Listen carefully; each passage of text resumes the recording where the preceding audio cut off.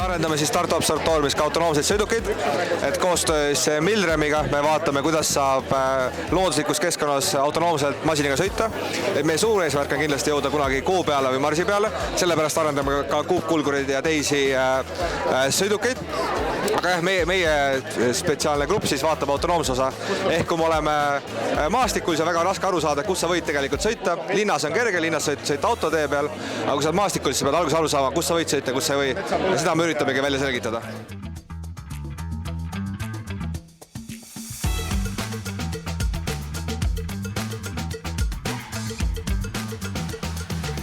Meie oleme Karl Storz videoendoskoop Estonia.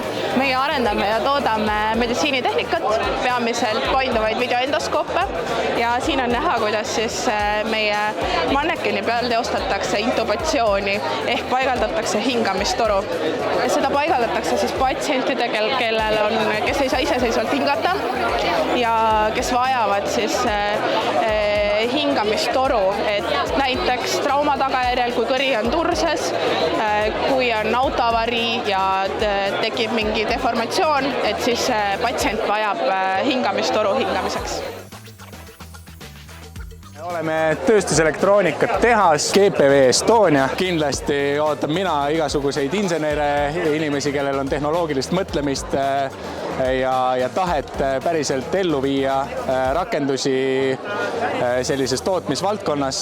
Ja ma arvan, et kui tunnetus alati selliste suurte ettevõtete ja tootmise ümber on see, et mida mina väikse inimesena üldse mõjutada saan, siis tegelikult olukord on hoopis vastupidine, kus kohas väike muutus suures masinavärgis võib tähendada väga suurt ja radikaalset sellist muudatust ka inimeste kvalitatiivses elus. Nii ka näiteks väikse lifti mooduli hinna parandamine võib tähendada seda, et palju rohkemad inimesed, kes on puuetega või liikumisraskustega, jõuavad päriselt sinna kohta, kus kohas neil muidu ligipääsu ei oleks.